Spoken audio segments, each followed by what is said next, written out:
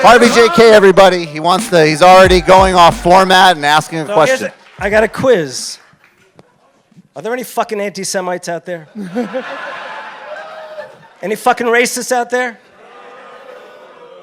The reason I ask that is we have to be prepared. They're coming for us, okay? They're coming for us and they're coming for Bernie. And our task is to know what to expect, okay?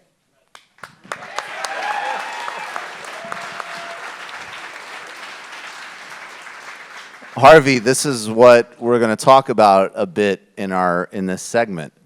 What kind of, and people really need to know this. We're not going to get and talk about every aspect of the FDR legacy, obviously the accomplishments and the failures and the complexities, but we are going to talk about one very specific thing, which is that he was, in what I think we actually can all historically agree was a mediating, a revolutionary, but a mediating. It wasn't a communist, it wasn't a Marxist, it wasn't an anti-capitalist agenda, as people on the left love to point out. It still earned the fascistic interest of corporate America in running some of the most vicious campaigns imaginable. And this is going to hit Bernie, it is going to hit this movement. And Harvey, I'd like you to give us some examples from history. Okay, so the first thing to understand is that Roosevelt is far better than most historians portray him. He made, and he undeniably made some very terrible, tragic, brutal decisions affecting Japanese Americans, African Americans, and Jews. Understand that. But it's also the case that the Roosevelt administration represented a revolution. And I will tell you, just as Lincoln signed the Emancipation Proclamation, as African slaves ran north to join the Union forces, and white soldiers realized what shit was going on in the South when they saw slavery firsthand, and signed that Emancipation Proclamation. We have to understand that Roosevelt empowered working people as they had never been empowered before in America. That's first. So here's the thing. When he ran for office in 1932, people don't realize this. In 1932, he actually said to a friend, "We need to make America radical, fairly radical, for at least a generation." And then he pursued a term that he himself did not use, a decidedly social democratic agenda. The best measurements of, please, yeah, don't hesitate. The best measurements of that were two things. The Social Security Act, which he wanted to include national health care, okay? He wanted to include national health care. The American Medical Association opposed it. And Southern Democrats forever opposed it because they did not want to integrate in any way their hospitals, okay? And then he signed the Wagner Act. New York Senator Robert Wagner, and empowered laboring people, and unions were organized, and millions of workers who were really seeking representation. The term they used then was industrial democracy. And I'm going to come back to this in the end when I talk about Bernie. Is that okay? Okay. So, you have my permission, Professor. You do like Bernie, right? I want to get this straight. I love Bernie. Okay. Warren's not your woman, right? Warren is, well, I mean, literally and figuratively, no. Okay.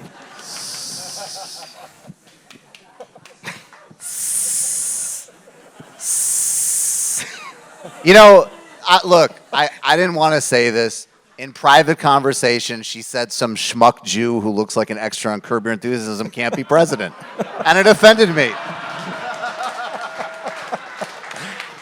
So anyhow, so in 1932, people don't realize. Live show content. He went out to California. FDR went out to California, September, October 1932. And he spoke to a group at the Commonwealth Club in San Francisco. And this is a group of obviously rich people.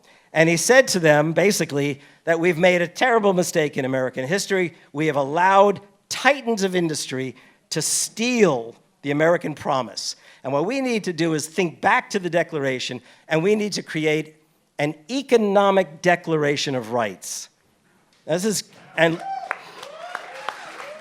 Which he later translated into something called the Four Freedoms, and then an Economic Bill of Rights in 1944. So here's the thing. Rich people at first didn't know what to make of him. But they liked him for one reason. They knew he would end prohibition. Now, rich people were always drinking. But here's the plan. If you bring about an end to prohibition, that means that working class people will buy beer and pay taxes on the beer, and that means the rich people won't be taxed. Okay? Okay. So Sounds like they were hoping Bill Clinton was going to get elected. Yeah. Everybody gets beer. I said to some, we were talking backstage, and I said your best voice was Bill Clinton's. Really? Okay. Yes. I think now it's Chris Matthews. Yeah. Chris Matthews in 1925. I met a guy from the Civil War in 1903, and he wouldn't vote for somebody in a wheelchair. We need to be real about that. He's my imaginary friend. I despise Chris Matthews, by the way. I really do. I just...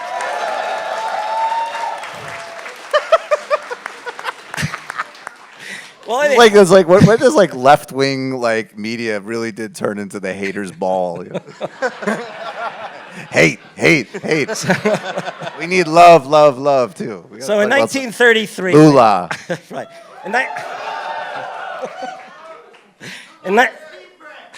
There we go. In 1933, in the first 100 days, among the things they enacted was the National Industrial Recovery Act and the Agricultural Adjustment Act. And the National Industrial Recovery Act, for the first time, created a strangely low, but nevertheless a minimum wage, and gave workers the right to organize before the Wagner Act. Okay? Now here's the thing. Capital figured out pretty quickly this was not the guy they wanted. And they organized the American Liberty League. Please. It's not good, folks. Very bad. They spent millions on. Remember film? No, I'm only old enough to. Don't even know film strips from your school days. I know film strips. Okay, they spent millions on film strips, radio advertising. They spent millions, but they couldn't generate any kind of interest among working people to oppose Roosevelt. So they decided on a different tactic. They were going to go after him using anti-Semitism and racism. So here's what they did. So for a start, they figured they could reach down south and promote their arguments, because they wanted to bring down the Roosevelt administration. So there was a grassroots campaign, as it was called, that they funded, okay? Like a Tea Party. AstroTurf. Like this a all Tea the Party. time today. Like a Tea Party.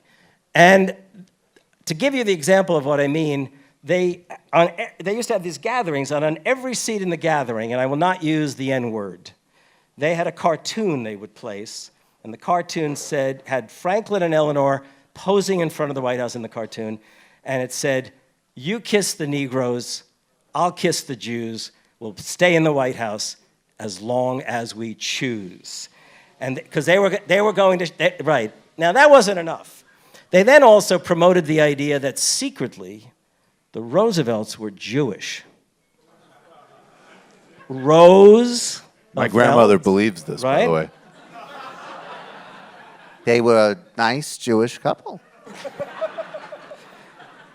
You know what? I'm gonna pop a bubble right now.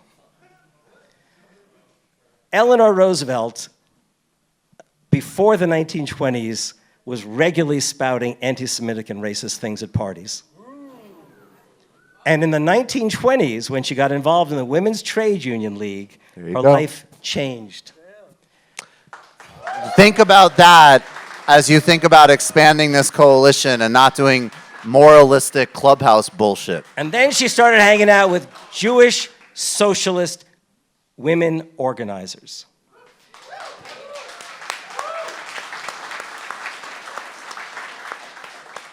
Whom she brought back to Hyde Park to educate Franklin, who was not known for anti-Semitic remarks. Well, anyhow, so they were promoting the idea that Franklin was hiding the fact that he was, there was a term for this in Spanish countries, like a secret Jew, okay? No, not Marranos. I'm forgetting the word. No, there was another word. So in the last couple of minutes, loop it to today and what we're going to deal with. Yeah. So here's the thing. So anyhow, to Roosevelt's credit, there was a Canadian journalist who interviewed him, I think at the White House, and the Canadian said to him, "Are you Jewish? Is your family really Jewish?" And he said, "You know,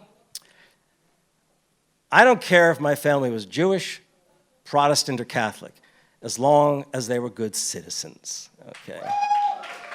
Yeah.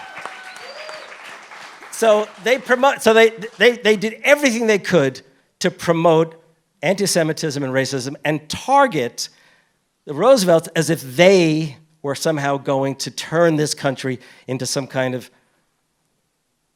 multicultural place. Okay. Okay. That blacks and Jews and others might actually be the same as white Anglo-Saxon Protestants. Okay. And Eleanor became a champion of women's rights, young people's needs, and she was the one, if she had been president, by the way, more Jews would have been admitted at the outset of World War II. So Harvey. But now I want to bring it back. Harvey, yeah. Bring So it back. in a couple minutes, Yeah, bring it I'm back sorry. to today. No. This is Sorry. awesome. I just want to Okay, just connect sorry. it. I wasn't teaching as much this week, so I'm taking it out on them. So, This is okay, great. So here's the thing, okay? So we know what capital will do, right? And we've already seen it taking place. I do not watch MSNBC any longer.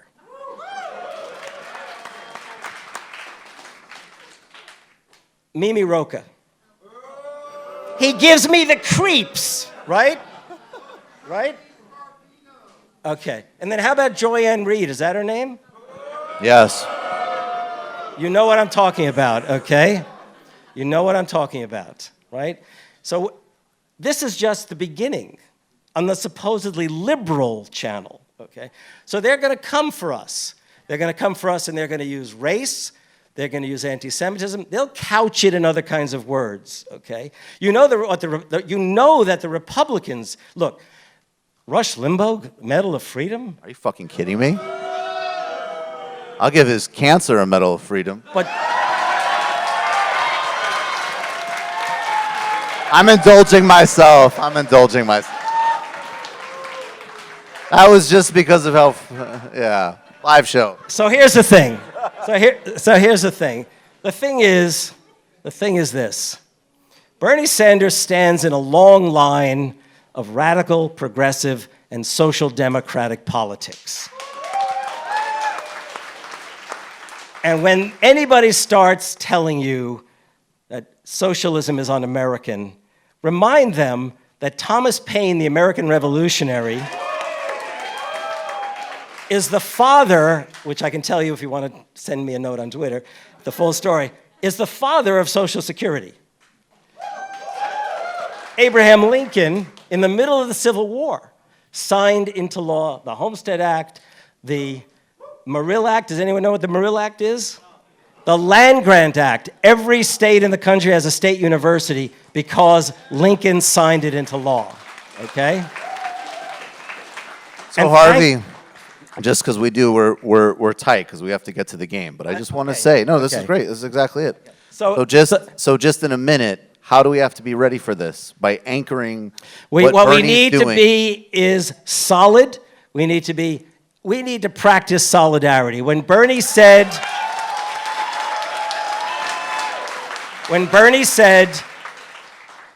look to your left and look to your right. I remember when I was in college, I looked to your left, look to your right. One of the three of you will not be here next year. But it was look to your left and look to your right. Are you prepared to do for them what you would do for yourself? In shorthand, okay? And the answer to that is, you bet your ass I am, okay? Harvey J. Kaye, everybody. Buy all of his books.